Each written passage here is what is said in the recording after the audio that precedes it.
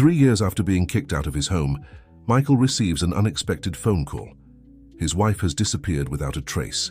Upon returning to the town, he finds enigmatic clues, a photo from the past, and secrets buried for decades. What he discovers could change everything. The afternoon sun painted the horizon orange as Michael Anderson crossed the boundaries of the town he once called home. His wrinkled hands gripped the steering wheel of the borrowed car, while his eyes scanned the familiar streets now strangely hostile. 3 years had passed since he was forced to leave everything behind. Expelled from his own home by his sons, Richard and Daniel. The urgency of the phone call still echoed in his mind. Richard's trembling voice, so different from the authoritative tone he had used the last time they met, begged for his presence. Eleanor had disappeared. His wife, the only person who might still have some connection to him, had vanished without a trace. The car moved slowly along the dirt road leading to the old farm. Every meter traveled brought a flood of memories. There was the old oak tree where he used to rest on Sunday afternoons. Further ahead, the creek where he had taught the boys to fish. Fragments of a life that now seemed to belong to someone else. As he approached the farmhouse, his heart raced. The property, once so well kept, showed clear signs of neglect. The garden that Eleanor had tended with such care was overrun with weeds, and the fences were in urgent need of repair. The new owners, it seemed, did not share the same love for the land that his family had nurtured for generations. Richard was waiting for him on the porch, his face marked by deep circles under his eyes. Daniel was sitting on the steps, head down, shoulders tense. The reunion was harsh, devoid of the warmth that should exist between a father and his sons. "Dad," Richard began, his voice hoarse. "She disappeared 3 days ago, no phone call, no message. This isn't normal." Michael observed his eldest son, noticing for the first time the tremor in his hands. Richard had always been the more impulsive of the two, the one who took the lead in decisions. It was his idea to sell the farm, arguing that their father was no longer in a condition to manage it. Now he seemed like a shadow of the confident man who had once expelled his own father from the house. Daniel finally looked up, meeting his father's gaze. "We tried everything. We called the hospitals, the friends, checked all the places she used to go. It's like she just vanished." The old house, now stripped of the furniture and decorations Eleanor had chosen with such care, felt like an empty stage of their memories. Michael climbed the stairs toward the couple's bedroom, each step creaking under his feet, like a painful reminder of the time he had spent away. The room was almost empty, except for an old dresser and a simple bed. On the dresser, he found something that made his heart skip a beat. A handwritten letter in Eleanor's unmistakable handwriting. Beside it, a necklace he had never seen before and a yellowed photograph. His hands trembled as he picked up the photo. Eleanor was smiling next to an unknown man, both young and carefree. The image must have been taken decades ago, long before her marriage. The man had an arm around her shoulders, an intimacy that made Michael feel a pang of jealousy, even after all these years. The letter contained disjointed words, as if it had been written in haste. "I had to go. Don't look for me. Danger. Coordinates. Truth."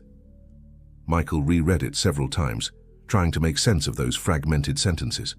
The necklace was an antique piece, with an ornate pendant. Upon closer inspection, he noticed something engraved on the inside, a sequence of numbers that didn't make immediate sense. "Dad?" Daniel's voice pulled him from his thoughts. His youngest son stood in the doorway, watching him with an expression that mixed guilt and apprehension. "There's something you need to know."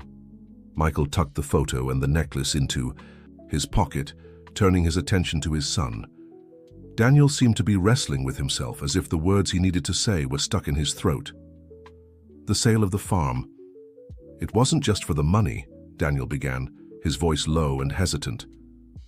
"There was something else. Something Eleanor asked us to do." Before he could continue, Richard appeared behind him, casting a warning look at his brother. "Daniel, don't. This is not the time for that."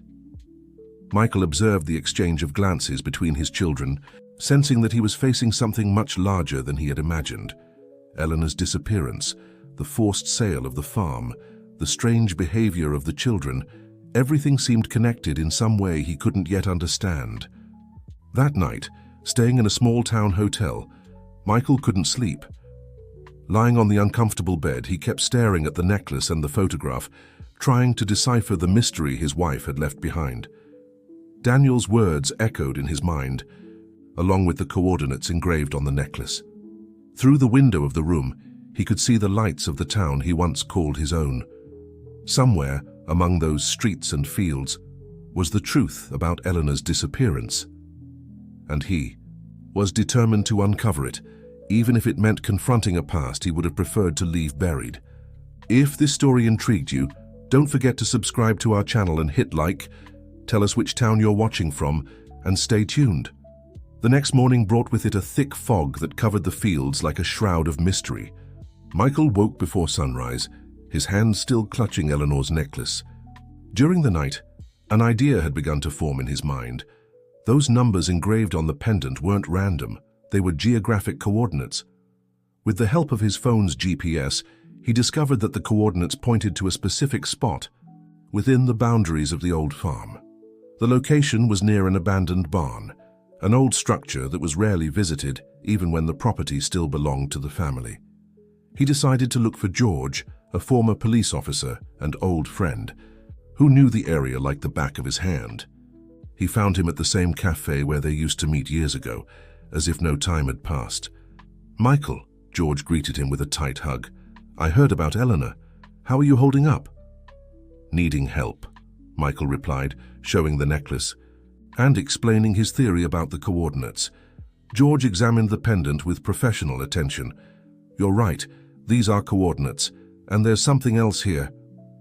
He pointed to small, almost imperceptible marks on the edge of the pendant. "They seem like dates, very old ones." As they talked, Michael noticed something strange. A man sitting a few tables ahead seemed to be paying too much attention to their conversation. When their eyes met, the stranger quickly looked away and left the cafe. "Did you see that man?" Michael asked George. "I did, and it's not the first time I've noticed him around here. He showed up in town a few months ago, around the time things started to get weird." "What things?" George lowered his voice. "Eleanor started asking questions about the past. She looked for old documents, property records. It seemed like he was looking for something specific, but he never told me exactly what." The revelation made Michael think about the photograph found in the room. He showed it to George, who studied the image with interest. "This man, I've seen this face before in old records, but I can't remember where." They decided to follow the coordinates to the abandoned barn.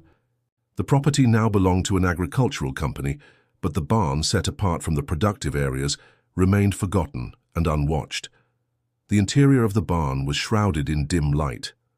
Beams of sunlight pierced through the roof cracks, illuminating the dust suspended in the air. Michael and George were examining the place when they found something intriguing. A section of the wooden floor sounded different under their feet. "There's something underneath here," George observed, kneeling to take a closer look. After a few minutes of searching, they found a small metal ring hidden between the planks. When they pulled the ring, a secret compartment was revealed. Inside it, an old metal box covered in decades of dust. Michael felt his heart race as he opened it. The contents were surprising. Old documents, more photographs, and a journal with a worn leather cover. The photos showed Eleanor at different times, always accompanied by the same man from the photograph he had found in her room. In some images, they appeared in places Michael never knew she had visited. "Michael," George called his attention to one of the documents. "Look at these dates, they're the same ones engraved on the locket." The papers revealed a story Michael had never imagined. Bank records showed regular transfers to an account in the name of someone he didn't know. Even more disturbing were the documents suggesting that Eleanor had another identity, a past she had kept completely hidden. "This doesn't make sense," Michael murmured, flipping through the journal. "Why would she hide something like that?" Before George could answer, they heard a noise coming from the entrance of the barn. They quickly put everything back in the box but kept the diary. When they stepped outside, they saw a car speeding away down the dirt road. "Someone was watching us," George observed. "We need to be careful." Back in town, Michael decided to confront his sons. He found them at the old house, Richard pacing nervously around the room, while Daniel remained seated, quiet as always. "What do you know about your mother's past?" Michael asked bluntly. Richard stopped pacing, exchanging a meaningful look with his brother. "Dad, there are things it's better not to know. She's missing," Michael exploded. "And now I find out that she had a whole life she hid from me. Did you know about this when you kicked me out of here?" Daniel stood up abruptly. "We had no choice. She showed us something, said we needed to sell the farm, that it was the only way to protect all of us." "Protect from what? From whom?" "From her past," Richard replied, his voice trembling slightly. "From what she did before she met you, from the people who—" A loud knock on the door interrupted the conversation. When Michael opened it, there was no one there, just an envelope on the ground. Inside it, a single sheet of paper with a typed message. "What was buried 20 years ago is about to come to light. Ask your children about the night of the storm." Michael turned to Richard and Daniel, who had paled upon hearing his words. "What night is this? What happened?" The silence that followed was deafening. Daniel began to tremble, and Richard put his arm around his brother's shoulders, as he used to do when they were children. "Mom made us promise," Daniel whispered. "We swore we would never tell anyone, not even you, Dad." Michael looked at the diary in his hands, feeling the weight of the secrets he was about to uncover. The truth about Eleanor, about her children, about everything she believed she knew was there, in those pages yellowed by time. But something told her that once she started reading, there would be no turning back. Eleanor's diary revealed a story that Michael had never imagined possible.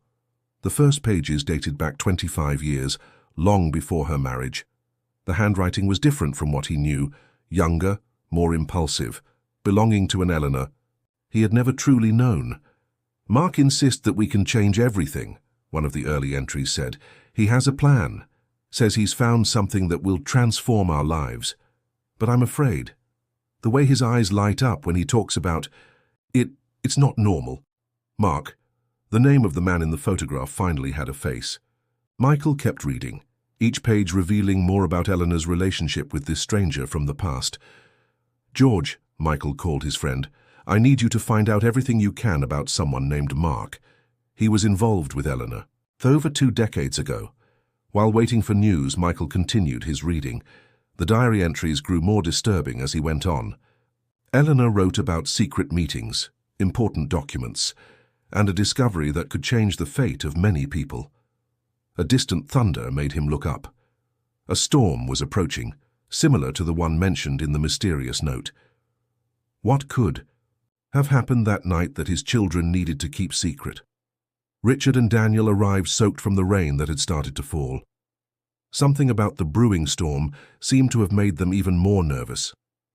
"You need to tell me," Michael insisted. "What happened on the night of the storm?" Daniel began to tremble, not from the cold but from a deep anxiety. Richard, noticing his brother's state, finally gave in. "It was 3 years ago, just before you left," Richard began. "There was a terrible storm. Mum called us in the middle of the night. She was different, agitated. She said we needed to help her with something urgent." Daniel continued the story, his voice almost a whisper. "She took us to the barn. There was a box, different from the one you found. Bigger, heavier." "What was inside?" Michael asked, feeling his heart race. "We don't know," Richard replied. "She made us promise we would never open it. Said it was the only way to keep everyone safe. That same night, she told us we needed to sell the farm, that it was the only way." Michael's phone rang. It was George. "Michael, you need to come here. I found something about Mark. Something big." In George's office, old newspaper clippings covered his desk. "Mark Alvarez," George pointed to a photo. "He was a researcher working on archaeological discoveries. He mysteriously disappeared 20 years ago, right after announcing he had made a groundbreaking discovery." "What kind of discovery?" "No one knows for sure, but look at this." George showed another clipping. "Before disappearing, he transferred a huge amount of money to a secret account. The money was never found." Michael examined the dates. That was exactly when Eleanor met him. "There's more," George continued.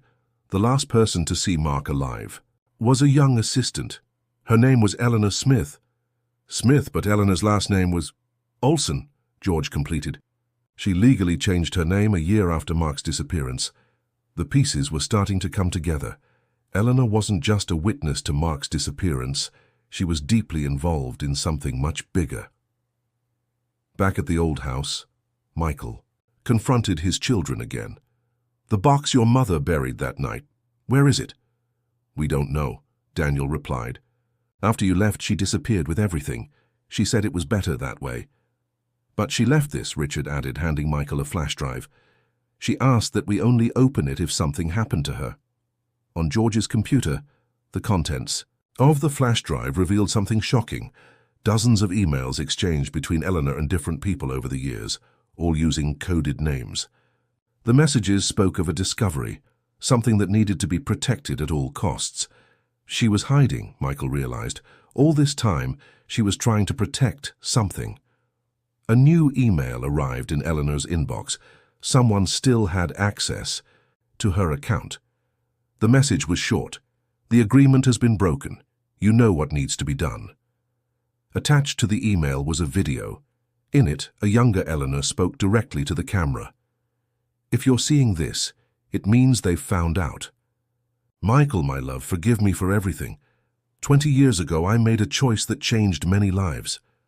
I thought I could bury the past, but it always finds a way to come back." The video continued, but it was interrupted by a loud knock at the door. When they opened it, they found only a new envelope. Inside, it was an old key and a map with a marked location, not too far away. "It's the old abandoned train station." George recognized the place, but it's been closed for decades. Michael looked at his children, then at the map in his hands. Eleanor was leaving a trail of clues, leading them to something she had kept hidden for 2 decades. But why now? What had changed? The answer, he suspected, was in that abandoned station. And for the first time since it all began, Michael was sure of one thing. Eleanor hadn't disappeared. She was executing a plan that had started long before he came into her life. The storm outside grew in intensity, as if nature itself were responding to the tension of the moment. Michael slipped the key into his pocket, feeling its weight like an omen of what was to come. Somewhere in that town, Eleanor was waiting for them to uncover the truth. A truth that had begun with a discovery 20 years ago, and now threatened to destroy everything he thought he knew about his family. Chapter 4. The Truth Revealed. The old train station emerged from the darkness like a ghost from the past, its worn walls telling stories of forgotten times. Michael, George, Richard, and Daniel approached cautiously, their flashlights casting dancing shadows on the peeling walls. The key found in the envelope fit perfectly into the lock of a side door. The interior of the station was surprisingly well preserved, as if someone had kept the place hidden all these years. "Look at this." Daniel pointed to fresh marks in the dusty floor. "Someone was here recently." Following the marks, they reached a back room in the station. An old table stood in the center of the room, and on it, arranged with meticulous precision, various documents and photographs formed a kind of timeline. "She was here," Michael murmured, recognizing Eleanor's characteristic organization. "She left this for us to find." The photographs told a story that began 20 years ago. Mark Alvarez, the brilliant researcher, had made an extraordinary discovery. During an expedition, evidence of an ancient civilization that could rewrite the history of the region. But that wasn't all. "Dad," Richard called, holding a document, "this is a contract between Mark and our family." Michael examined the paper carefully. It was an agreement signed by his own father, dated 2 decades ago. The document mentioned the farm and a partnership to protect something of priceless historical value. "Your grandfather," George explained, reading through other documents, apparently agreed to safeguard Mark's discoveries on his property. The farm would serve as a kind of vault, a safe place far from ambitious eyes. "But why was Eleanor involved?" Michael questioned. The answer came in the form of a letter, his wife's unmistakable handwriting filling several pages. "Dear Michael, when you read this, you will finally understand why I did everything I did. I met Mark during the expedition that would change our lives. He had discovered not only artifacts but documents that proved the existence of an ancient and advanced civilization, the kind of discovery that would attract dangerous people. Your father, an honorable man, offered help. The farm would be the perfect place to protect the artifacts, but something went wrong. Powerful people found out. Mark realized he was being followed. He handed everything over to me, the evidence, the documents, the coordinates, and then he disappeared. I spent years protecting this secret. I changed my name, built a new life. I met you, and for the first time, I thought I could leave the past behind. But they never stopped searching. When I realized they had found us, I had to act. The sale of the farm was a distraction, a way to divert attention from the real place where everything was hidden. Forgive our children. They only did what I asked, trying to protect our family. Now, after 20 years, it's time for the truth to come out. Not in a destructive way as they want, but in the right way. Mark's discoveries don't belong to private collectors or people who want to keep them hidden. They belong to the world. A noise at the entrance of the room made everyone turn. There, standing at the door, was Eleanor. "I knew you would find the clues," she said softly to Michael. "You've always been more perceptive than you let on." Michael felt his legs weaken. Eleanor looked different, thinner, with deep circles under her eyes, but her eyes still held the same determined spark that had made him fall in love with her. "Why didn't you tell me?" he asked, his voice choked. "Why all the secrecy?" "To protect you, to protect all of you." Eleanor stepped closer, gently touching her husband's face. "If you had known, you would have tried to fight, to confront these people, and they are too powerful." "And now?" Richard asked. "What changed?" "I got what I needed," Eleanor replied, pulling a flash drive from her pocket.